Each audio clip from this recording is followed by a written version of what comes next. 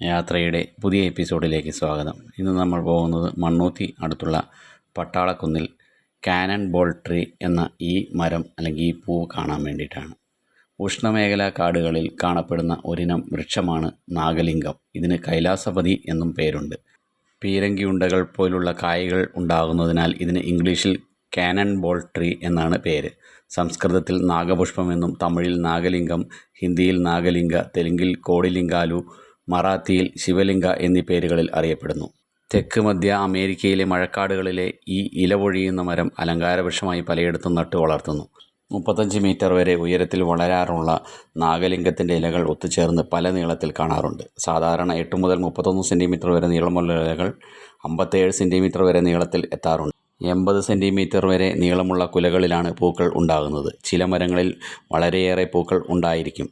മരം മുഴുവൻ പൂക്കളാൽ നിറഞ്ഞിരിക്കും. ഒറ്റ ദിവസം 1000ഓളം പൂക്കൾ വരെ ഉണ്ടാവാറുണ്ട്.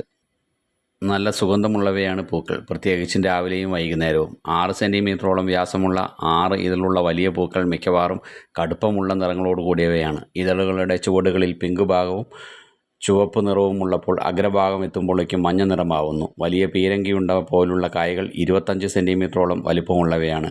ചെറിയ കായയിൽ 65 വിത്തുകളുള്ളപ്പോൾ വലിയവയിൽ 550 വിത്തുകൾ വരെ ഉണ്ടാവും. കായ മൂപ്പെത്താൻ 1 വർഷം മുതൽ 1.5 വർഷം വരെ വേണം.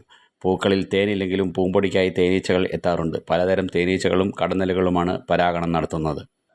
നിലത്ത് വീഴുമ്പോൾ തന്നെ കായകൾ പൊട്ടാറുണ്ട്. പൊട്ടാത്ത കായകൾ ചിലപ്പോൾ പല ജീവികളും വന്ന് പൊട്ടിക്കുന്നു.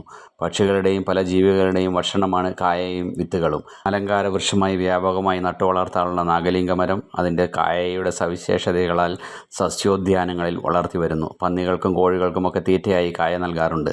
തിന്നാൻ കൊള്ളുമെങ്കിലും അനിഷ്ടകരമായ മണം കാരണം മനുഷ്യർ സാധാരണ ഭക്ഷിക്കാറില്ല. ഹിന്ദുക്കൾ ഇന്ത്യയിൽ ഈ മരം ശിവക്ഷേത്രങ്ങളിൽ വളർത്താറുണ്ട്.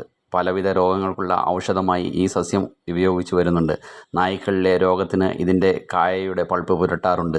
രാവിലെ വിരിയുന്ന പൂക്കൾ വൈകുന്നേരത്തോടെ പൊഴിയും. അടുത്ത ദിവസം പുതിയ പൂക്കൾ വിരിയും. രാവിലെയും വൈകുന്നേരവുമാണ് കൂടുതൽ പൂക്കൾ ഉണ്ടാകുന്നത്. ഇത് 2024 ഒക്ടോബർ 5 എടുത്ത വീഡിയോയാണ്. ഇനിയും കുറച്ച് ദിവസം കൂടി ഇവിടെ പൂക്കൾ ഉണ്ടാകും. സാധാരണ കേരളത്തിൽ അമ്പലത്തിനടുത്താണ് ഈ മരങ്ങൾ കാണുന്നത്. ഇപ്പോൾ നമ്മൾ ഈ കാണുന്ന മരങ്ങൾ റോഡ് സൈഡിൽ ഉള്ളതാണ്. തൃശ്ശൂർ ജില്ലയിൽ മണ്ണൂത്തി നടത്തറ ബൈപ്പാസിൽ പട്ടാളക്കുന്നിലാണ് ഈ മരങ്ങൾ ഇപ്പോൾ പൂത്തു നിൽക്കുന്നത്. 3 മരങ്ങൾ ആണ് ഇവിടെ. ഇനിയും ഇതുപോലുള്ള വീഡിയോകൾക്കായി ചാനൽ സബ്സ്ക്രൈബ് ചെയ്യുക.